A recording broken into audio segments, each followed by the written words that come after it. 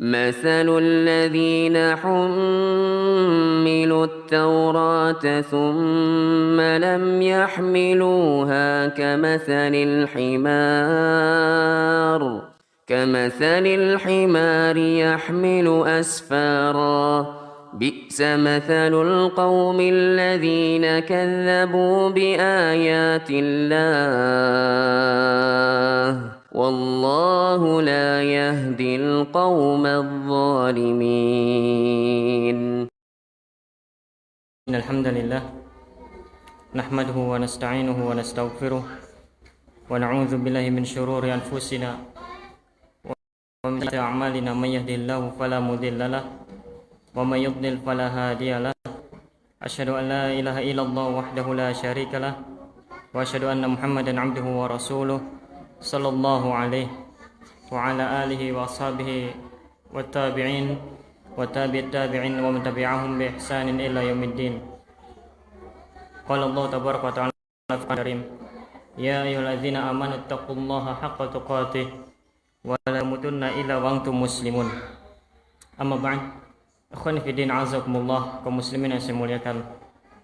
Alhamdulillah, kita bersyukur kepada Allah tabaraka wa taala karena Allah subhanahu wa taala masih memberikan kepada kita taufik, hidayah, sehingga kita dimudahkan oleh Allah subhanahu wa taala untuk menuju rumah Allah ini dalam rangka untuk mempelajari sedikit dari ayat-ayat Allah, hadis Rasulullah SAW, dan mengambil pelajaran dari keteladanan para ulama salaf.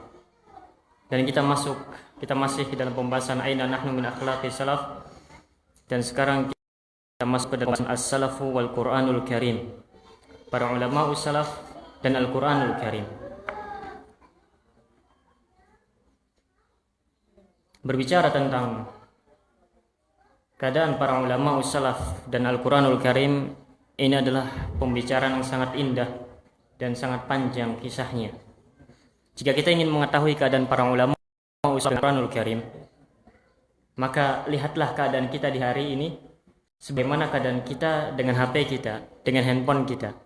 Ketika bangun tidur yang dipegang pertama kali HP, ketika ingin tidur yang dipegang pertama kali HP, ketika kamar mandi pun bawa HP, ketika makan yang dipegang HP, ketika berkumpul dengan kawan-kawan pun yang dipegang adalah HP.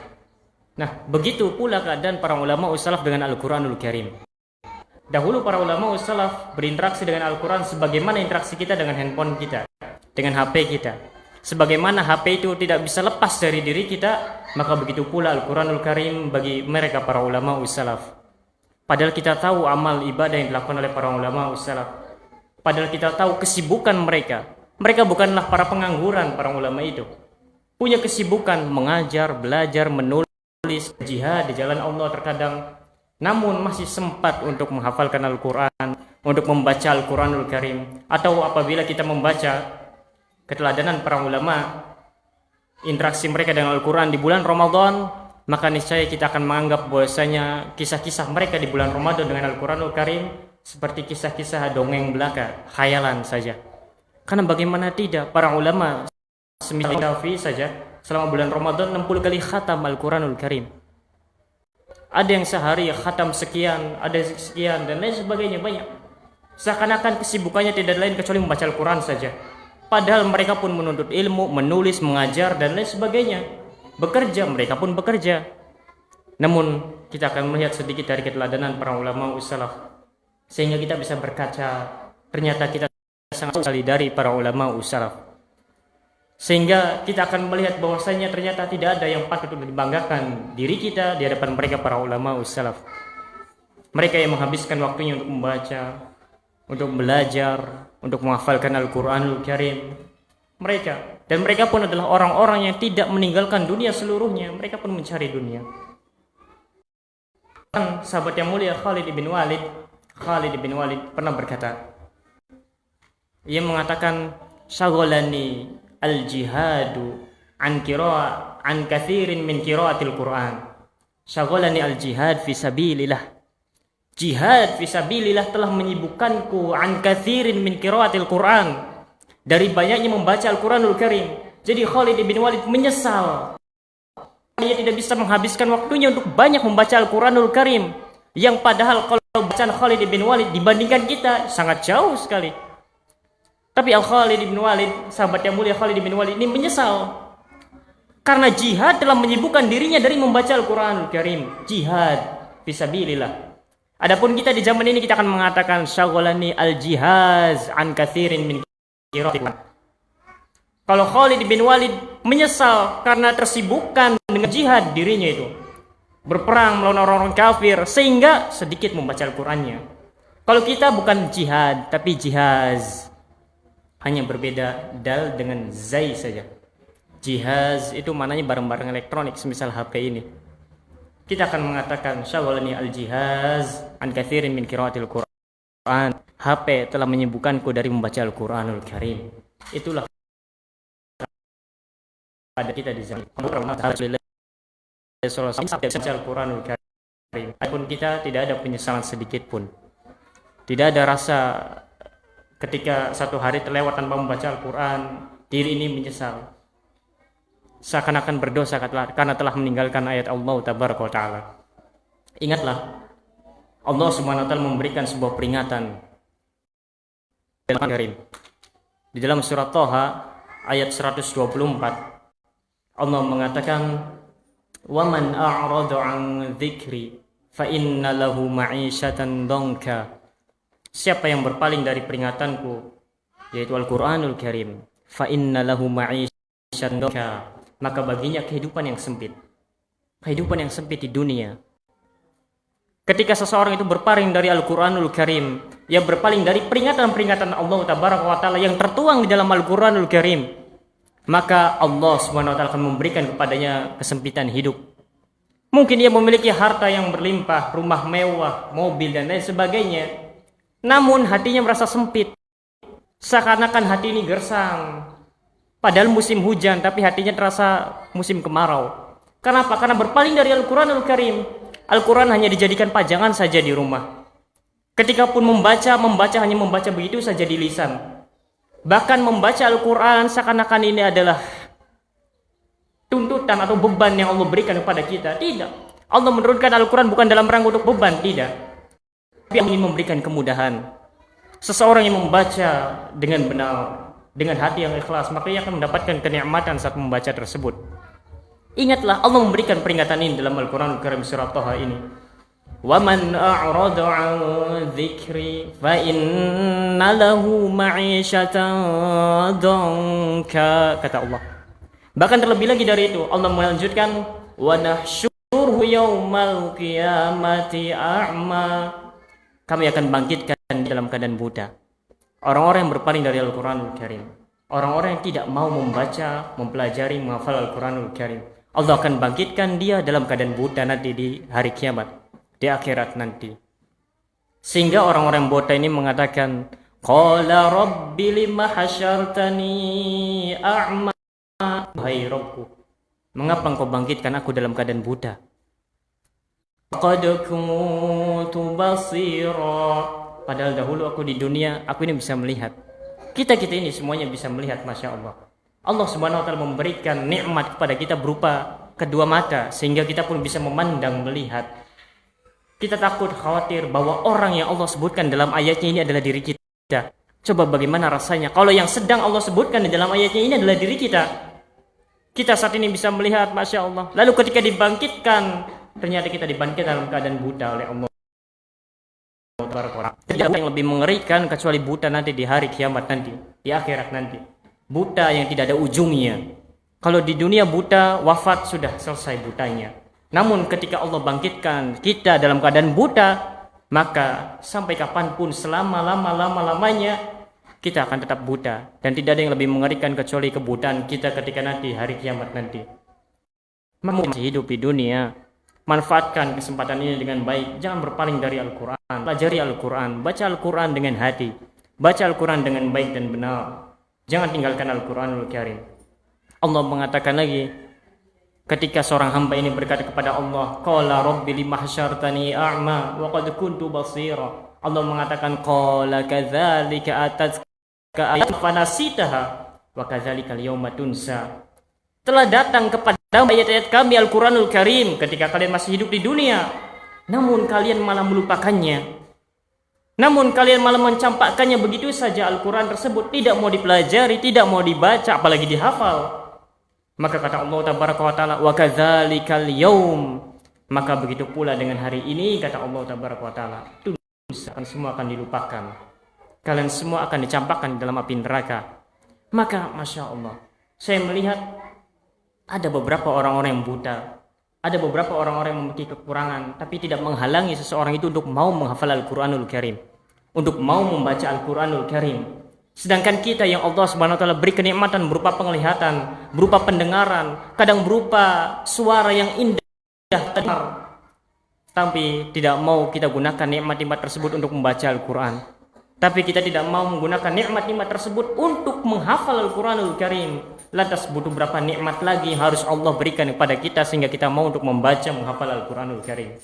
Tidak akan rugi seorang hamba yang ia tersibukkan dengan Al-Quranul Karim. Ketika ia menjaga toko di waktu senggangnya baca Al-Quranul Karim, akan turun keberkahan di dalamnya.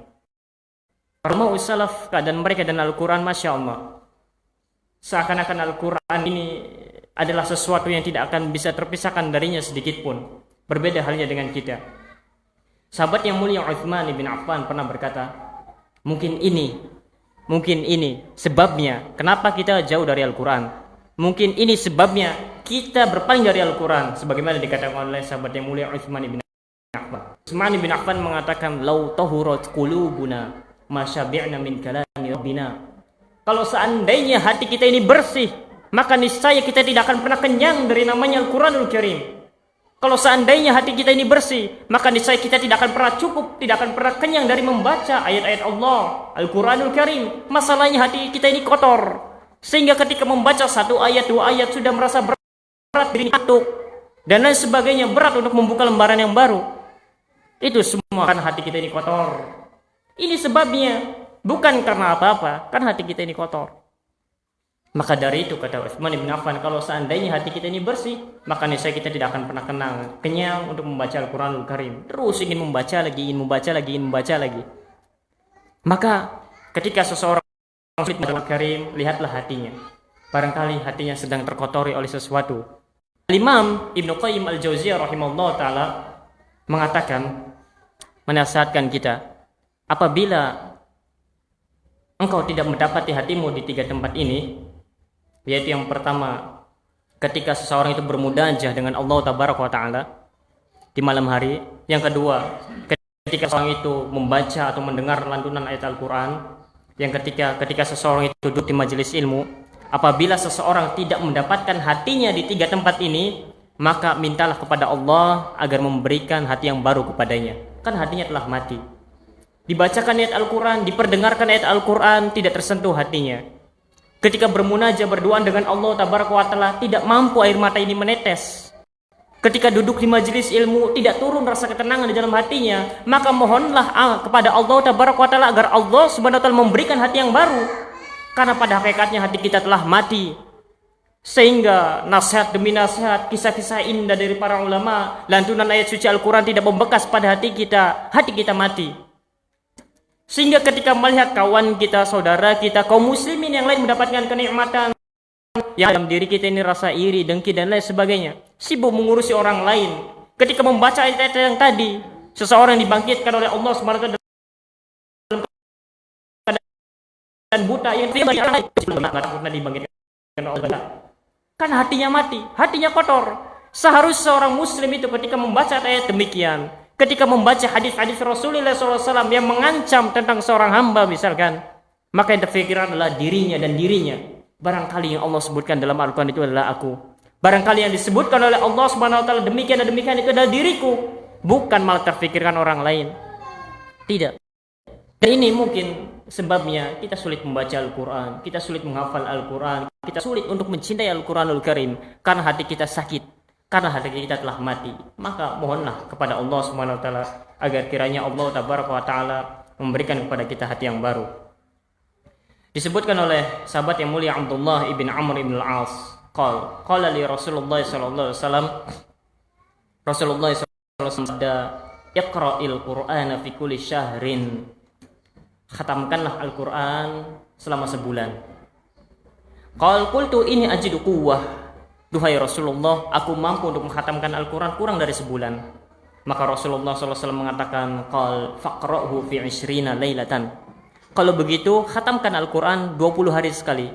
Lihat para sahabat, ketika dikatakan oleh Rasulullah menghatamkan Al-Quran sebulan sekali, sahabat yang mulia mengatakan, "Aku kuat, aku bisa menghatamkan Al-Quran kurang dari sebulan." Kita sebulan, 2 bulan, setahun, 2 tahun nggak juga khatam Al-Quran, masih muter-muter di Al-Fatihah lagi. Kita, para sahabat tidak. Ketika Rasulullah memerintahkan khatamkan Al-Quran selama sebulan, para sahabat mengatakan, "Aku kuat kalau kurang dari sebulan ya Rasul." Maka Rasulullah pun mengatakan, "Bacalah Al-Quran, khatamkan Al-Quran selama 20 hari." Qal qultu inni ajidu quwwah. Abdullah Ibn Amr mengatakan, "Wahai Rasulullah, aku mampu 20 hari. Aku bisa untuk menghatamkan Al-Quran kurang dari 20 hari." Maka Rasulullah mengatakan, "Qal faqra'hu fi sab'in wa la tazid 'ala dzalik." Khatamkan olehmu Al-Quran selama seminggu dan tidak boleh kurang dari itu. Dan dalam riwayat yang lain disebutkan kita tidak boleh menghatamkan kurang dari 3 hari. Kurang dari 3 hari. Karena di riwayat yang lain Abdullah bin Amr bin As ini akhirnya menghatamkan Al-Quran tiap 3 hari sekali. Lihat semangatnya para ulama ussalaf. Lihat, ketika diberi waktu tenggang sebulan untuk menghatamkan Al-Quran, minta untuk dikurangi. Kalau kita misalkan wajib untuk menghatamkan Al-Quran selama sebulan, kira-kira apa yang akan kita katakan kepada Allah? "Tuh Rasul, sebulan terlalu pendek waktunya. Harusnya setahun atau 2 tahun ya Rasul." Begitu. Beda halnya kita dengan para sahabat. Di sini disebutkan sebenarnya tentang perselisihan para ulama tentang bolehkah menghatamkan Al-Quran kurang dari 3 hari. Masalahnya kita menghatamkan Al-Quran sebulan saja sudah alhamdulillah. Kalau kita bahas tentang apakah boleh menghatamkan Al-Quran sehari, cuma tidak berdampak apa pada diri kita. Yang kita lihat perhatikan adalah semangat para sahabat Rasulullah SAW untuk menghatamkan Al-Quran. Semangat para sahabat. Yang kita mesti tahu bahwasanya para sahabat bukanlah seorang yang pengangguran. Mereka pun bekerja, mereka pun belajar, namun semuanya itu tidak menghalangi dirinya untuk membaca Al-Quranul Karim. Berbeda halnya dengan kita. Padahal waktu luang sangatlah banyak. Disebutkan oleh Al-Musayyab ibn Rafi' an Abdullah bin Mas'udin qal, sahabat yang mulia Abdullah bin Mas'ud, salah seorang pakar tafsir dari kalangan para sahabat Rasulullah SAW berkata, "Yanbaghi lihamilil Qur'an an yu'rafa bilailihi idzan nas naimun." Selayaknya bagi seorang pembawa Al-Quran, penghafal Al-Quran, ia itu dikenal dengan seseorang yang menghidupkan malam-malamnya. Idzan nas naimun, dikala manusia itu seluruhnya tertidur. Seorang penghafal Al-Quran, seorang pecinta Al-Quran, seharusnya dia itu dikenal bahwasanya dia adalah orang-orang yang banyak menghidupkan malamnya. Di saat yang lain sedang tertidur, ia bangun berdiri membaca ayat Allah Tabaraka wa Ta'ala. Wa bihi nasu muftirun, dan di siang harinya tatkala manusia itu berbuka. Seorang penghafal Quran, pecinta Al-Quran itu dikenal siang harinya banyak berpuasa sunnah.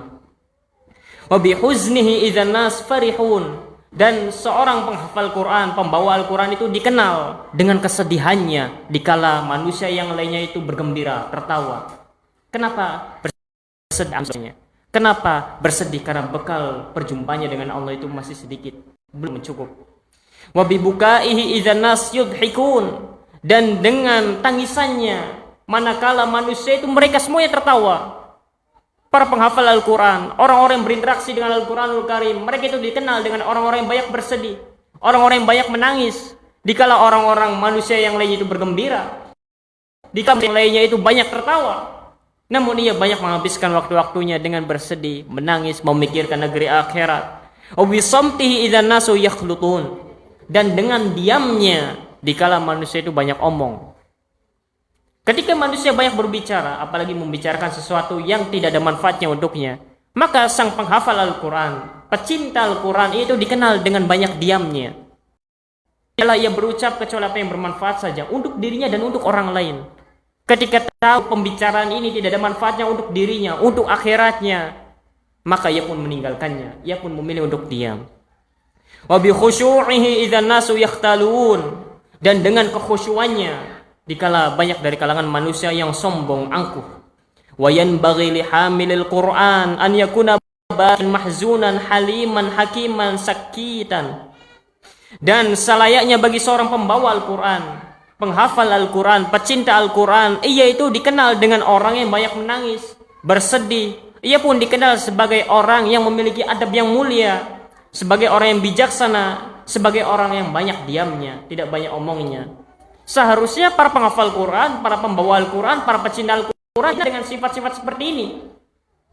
Namun Masya Allah, di sini banyak anak-anak yang dia bergaul dalam Al-Quran Karim, tapi ucapannya, sifatnya, bahkan penampilannya tidak menunjukkan bahwasanya dia merupakan pecinta Al-Quran, bahwasanya dia merupakan pembawa Al-Quran Al-Karim.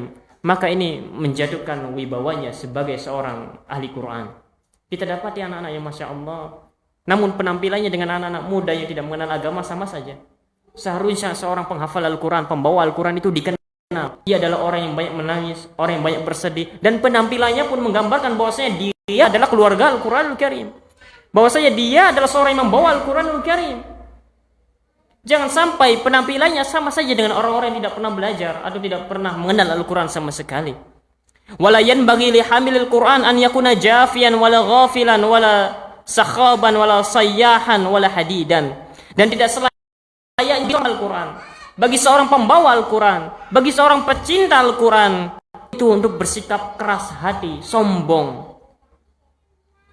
Untuk dia itu adalah orang yang lalai, suka berteriak-teriak. Ketika berbicara keras, suka teriak-teriak. Dan dia adalah seorang pemarah. Tidak selayaknya seorang penghafal Quran, pecinta Al-Quran disifati dengan sifat-sifat seperti itu. Apalagi terkhusus ahlu sunnah yang bahwasanya pedomanku adalah Al-Quran dan sunnah Rasulullah SAW, maka lebih tidak pantas lagi pada dirinya untuk bersikap sombong, angkuh di hadapan manusia, untuk meremehkan hal-hal yang berkaitan dengan syariat, untuk mudah marah. Tidak selayaknya bagi seorang ahlu sunnah yang ia mengatakan bahwasanya aku mencintai Allah dan Rasulnya untuk memiliki sifat-sifat tersebut. Ini nasihat yang sangat indah dari sahabat yang mulia Abdullah bin Mas'ud. Dan memang sahabat yang mulia Abdullah bin Mas'ud ini sering memberikan nasihat wejangan terkait dengan Al-Quranul Karim. Di antaranya juga Ibnu Mas'ud radhiyallahu taala anhu mengatakan, "Man kana yuhibbu an ya'lam annahu yuhibbullaha falya'rid nafsaha 'alal Qur'an." Siapa yang ingin mengetahui apakah dirinya itu mencintai Allah atau tidak, maka perhatikan dirinya dengan Al-Quranul Karim. Kalau kita ingin tahu apakah kita ini cinta dengan Allah, mungkin lisan kita bisa mengatakan, aku cinta Allah, aku cinta Rasulnya Sallallahu Alaihi Wasallam. Maka untuk mengukur ucapan cintanya tersebut, maka perhatikan antara dirinya dengan Al-Quranul Karim. Fa in ahabbal Quran fahuwa yuhibbullah. Karena kalau seseorang itu mencintai Al-Quran, banyak membaca Al-Quran, banyak mempelajari Al-Quran, maka benar apa yang diucapkannya bahwa dia mencintai Allah. Fa innamal Quran kalamullah, karena sesungguhnya Al-Quran merupakan kalamullah. Namun orang-orang yang baca Al-Quran saja jarang, bahkan tidak ada keinginan untuk mempelajari Al-Quranul Karim, maka ucapannya bahwasanya dia mencintai Allah itu dusta. Dusta. Karena orang yang mencintai Allah adalah orang yang paling banyak membaca Al-Quran. Orang yang mencintai Allah adalah orang yang banyak mengkaji, mempelajari isi Al-Quranul Karim. Jangan sampai ketika kita ditanya yang berkaitan dengan Al-Quran, padahal kita mengaku cinta Al-Quran, namun kita tidak mampu untuk menjawabnya. Sahal ibn Abdillah At-Tusturi mengatakan, min alamati hubbillahi hubbul Quran. Di antara tanda ciri seseorang itu cinta kepada Allah adalah seseorang itu mencintai Al-Quran. Wa alamatu hubbillahi wa hubbul Quran hubbun Nabi sallallahu alaihi wasallam. Dan di antara tanda ciri bahwa seseorang itu mencintai Allah dan mencintai Al-Quran adalah seseorang itu mencintai Rasulullah sallallahu alaihi wasallam. Wa alamatu hubbin Nabi sallallahu alaihi wasallam hubbus sunnah. Dan di antara tanda ciri bahwa seseorang itu mencintai Rasulullah sallallahu alaihi wasallam adalah dia mencintai sunnah Rasulullah sallallahu alaihi wasallam. Betapa banyak orang yang mengaku mencintai Allah namun ia jarang membaca Al-Quran. Betapa banyak orang yang mengaku mencintai Rasulullah SAW, namun ia sendiri jauh dari sunnah Rasulullah SAW. Padahal apa yang dilakukannya, apa yang diucapkannya mengatakan aku cinta Rasul, aku cinta Rasul. Namun dalam perbuatan dan sikap sangat jauh sekali dari namanya cinta Rasulullah SAW. Padahal ciri tanda mencintai Rasulullah SAW adalah dengan mencintai sunnahnya Sallallahu Alaihi Wasallam. Lalu seseorang ketika disampaikan sunnah Rasulullah SAW, hatinya pun merasa jengkel, kan aneh. Orang-orang mengaku saya mencintai Rasulullah SAW, ketika disampaikan bahwasanya yang sunnah adalah mengangkat celana bagi seorang lelaki di atas mata kaki, ia merasa sesak dadanya. Bahwa yang sunnah adalah membiarkan jenggot, ia pun merasa jengkel. Kotor katanya. Loh, padahal ngakunya mencintai Rasulullah SAW. Namun ketika datang sunnah-sunnah Rasulullah SAW, Anda malah mencampakkan sunnah Rasulullah tersebut. Bahkan Anda mengatakan bahwasanya ini merupakan kotor, bahwasanya ini tidak cinta dengan kebersihan dan lain sebagainya. Di mana akal Anda? Wa alamatu hubbis sunnah hubbul akhirah. Mungkin kita mencintai Rasulullah SAW lalu dibuktikan dengan amalan-amalan sunnah kita, masya Allah, perlu untuk diuji. Seseorang yang mencintai sunnah itu ia akan mencintai negeri akhirat. Apabila seseorang mengamalkan sunnah Rasulullah SAW dengan mengatakan aku cinta Rasulullah, makanya aku mengamalkan sunnah ini, namun hatinya masih terpaut dengan dunia, maka dusta ucapannya. Karena seseorang yang mencintai Rasulullah, ia mencintai sunnahnya. Karena seseorang yang mencintai sunnah Rasulullah SAW, maka ia akan cinta kepada negeri akhirat. Wa min alamat akhirah bu'dud dunya. Dan diantara ciri cinta kepada akhirat itu adalah bughdud dunya, benci kepada dunia. Lalu orang-orang yang mengatakan aku cinta akhirat, ia pun lebih mendahulukan dunia daripada akhiratnya. Ketika waktu sholat tiba, lalu berbenturan dengan urusan bisnis, ia pun malah mendahulukan bisnisnya dengan alasan sholat masih bisa nanti lagi. Hari pun masih ada sholat asar, tenang saja. Begini mengaku bahwasanya dia mencintai Nabi SAW. Orang seperti ini mengaku bahwasanya ia mencintai sunnahnya dan mencintai negeri akhirat, dusta ucapannya. Ketika kita belum bisa mendahulukan negeri akhirat daripada dunia, maka berarti kita belum mencintai negeri akhirat. Wa alamatu bughdid dunya an la ya'khudh minha ila zadan yuballighuhu al-akhirah. Tanda seseorang itu membenci dunia, mungkin kita bisa mengatakan aku benci dunia.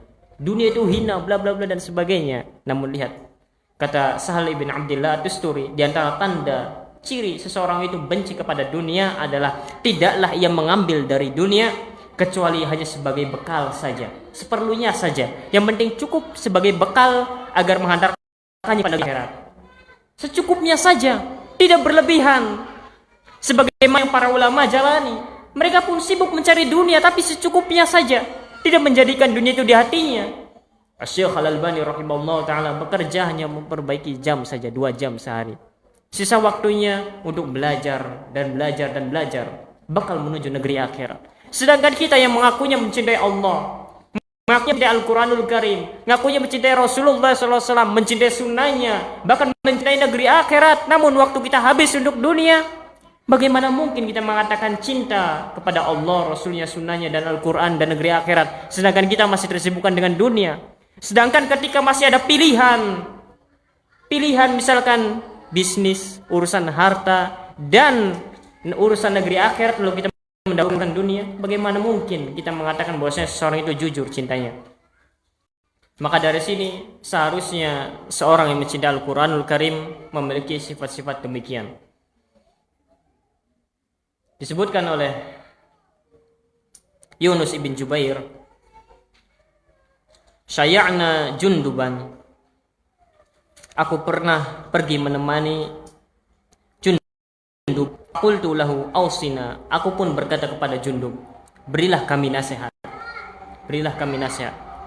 Maka Jundub mengatakan, usikum bitaqwallah wa usikum bil Qur'an fa innahu nurun bil lail al muzlim. Kemudian Jundub memberikan sebuah nasihat yang sangat indah. Aku nasihatkan kepadamu untuk senantiasa bertakwa kepada Allah Ta'ala. Wa usikum bil Quran, dan aku nasihatkan kepadamu untuk senantiasa berpegang teguh dengan Al-Quranul Karim, untuk mempelajarinya, untuk membacanya, untuk menghafalkannya. Fa innahu nurun bil lail al muzlim, karena sesungguhnya Al-Quran merupakan cahaya. Wa huda binar, karena sesungguhnya Al-Quran merupakan cahaya. Fa'malu bihi ala ma kana min jahdin wa faqatin, beramallah dengan apa yang ada di dalam Al-Quran tersebut, meskipun resikonya adalah engkau akan merasa sulit dan engkau akan merasa kesusahan. Fa in arada bala'un faqaddim ma laka duna dinik. Apabila engkau sedang ditimpa cobaan, maka korbankanlah kamu, jangan sampai akhiratmu yang dikorbankan, agamamu jangan sampai dikorbankan. Fa in tajawazal bala faqaddim ma laka wa nafsaka duna dinik. Akan tetapi ketika cobaan itu telah hilang, telah berlalu, maka dahulukanlah agamamu. Jangan sampai ketika engkau dalam keadaan nikmat, Masya Allah, Allah berikan nikmat, lalu engkau malah mengorbankan agamamu. Jangan.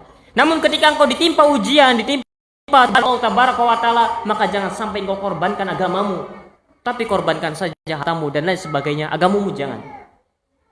Fa innal makhruba man khuriba dinuh. Sesungguhnya orang yang rusak adalah seseorang yang merusak agamanya.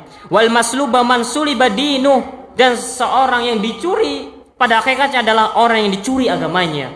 Wa'lam annahu la faqal jannah, karena ketahuilah bahwasanya tidak ada lagi kesulitan setelah engkau masuk ke dalam surga. Tatkala seorang hamba masuk ke dalam surga, maka sudah tidak ada lagi namanya kesulitan, maka sudah tidak ada lagi namanya kesusahan. Wala ghina ba'dan nar, dan tidak ada lagi yang namanya kekayaan apabila engkau masuk ke dalam neraka. Mungkin saat ini kita hidup susah, sulit, untuk makan saja kadang pusing. Namun ketahuilah, kalau kalian masuk ke dalam surga, maka di surga tidak ada lagi namanya kesusahan. Di surga tidak ada lagi namanya kesulitan. Mungkin saat ini engkau hidup dalam kemewahan, engkau hidup dalam keadaan yang Masya Allah, segala-galanya mampu dan bisa. Membeli ini mampu, membeli itu mampu.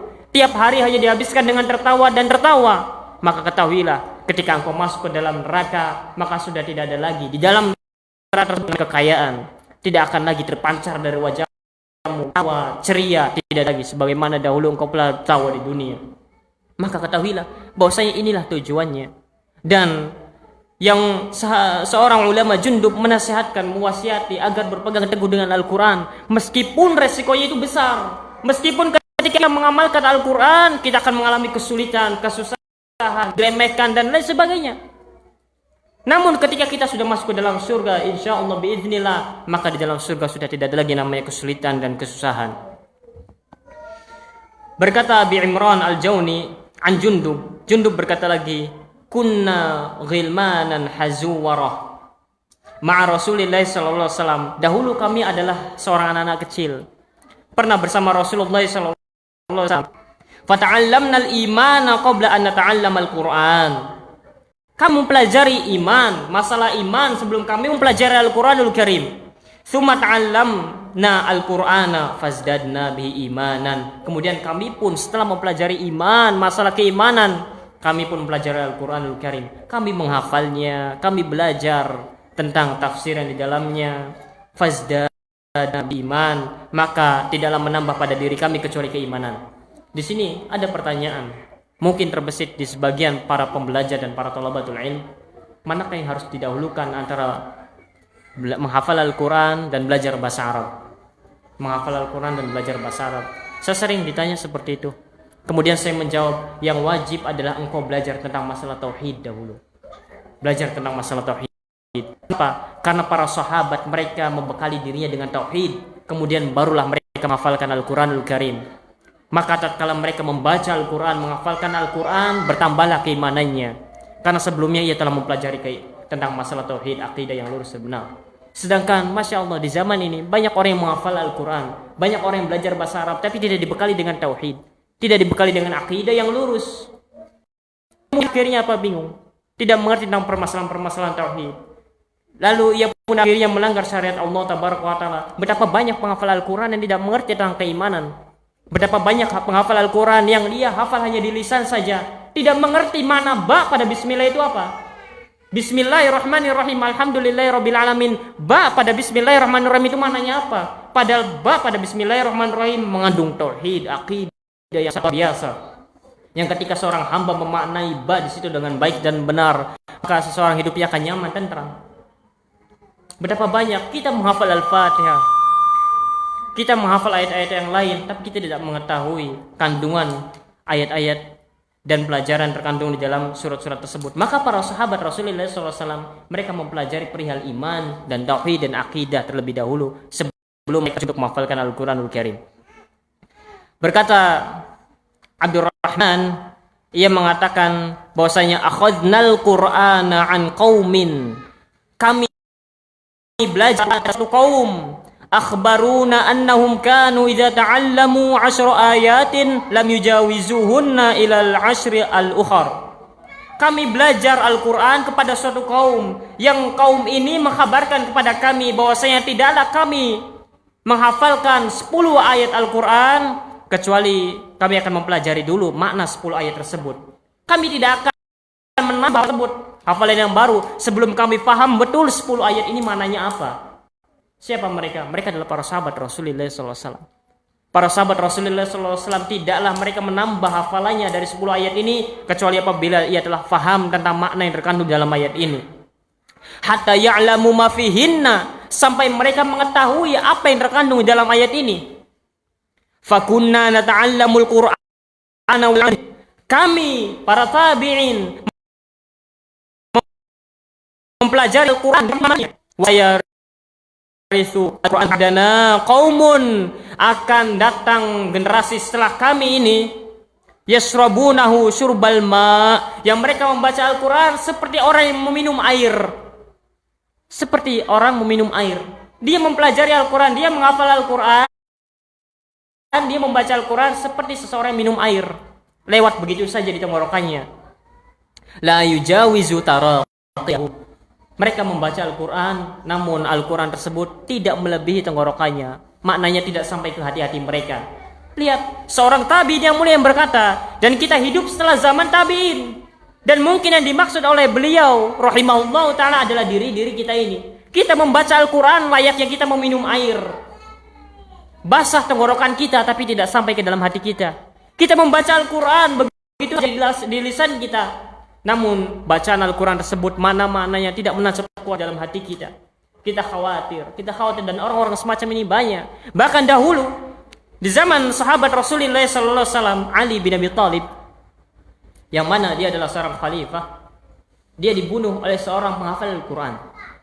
Ali bin Abi Thalib dibunuh oleh seorang yang bernama Abdurrahman bin Muljam, seorang yang penghafal Al-Quran. Yang di zaman Umar bin Khattab, Abdurrahman bin Muljam ini adalah seorang yang paling dibutuhkan di negeri Madinah untuk mengajarkan kaum muslimin Al-Quranul Karim.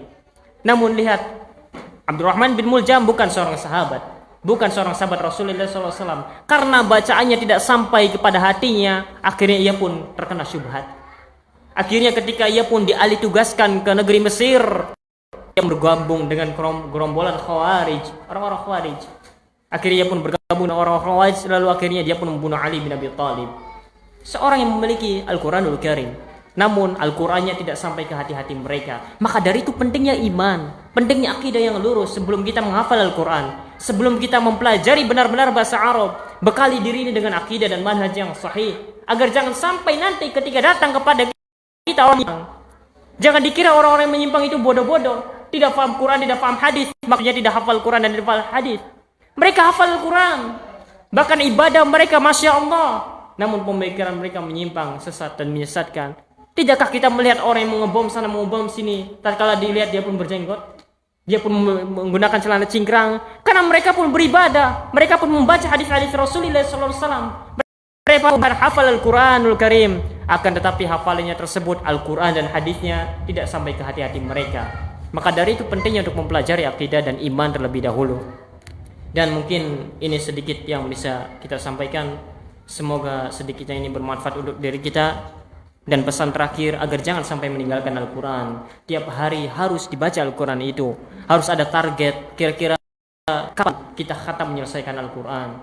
Diusahakan sebulan khatam. Bahkan saya sampai menyuruh teman saya untuk tiap hari membaca Al-Baqarah. Kata saya, kalau kamu ingin mendapatkan keberkahan, baca Al-Baqarah tiap hari. Satu hari selesai begitu. Al-Baqarah kan 2 juz setengah. 1 juz paling setengah jam. 1 juz. Kalau kamu ingin berkah, karena di dalam sebuah hadis Al-Baqarah ini terdapat keberkahan. Kalau kita ingin berkah hidupnya, baca Al-Quranul Karim. Insya Allah akan banyak jalan. Ketika kita menganggap bahwasanya hidup ini sempit, tidak ada lagi jalan keluar di hadapan kita. Ketika kita mendekat kepada Allah Subhanahu wa taala dengan Al-Quran, maka Allah Subhanahu wa taala akan membukakan berbagai macam jalan yang tidak pernah kita sangka-sangka sebelumnya. Ini saja, demikian sedikit ini, mudah-mudahan bermanfaat. Subhanakallahumma bihamdika asyhadu an la ilaha Wassalamualaikum warahmatullahi wabarakatuh. Barangkali ada satu dua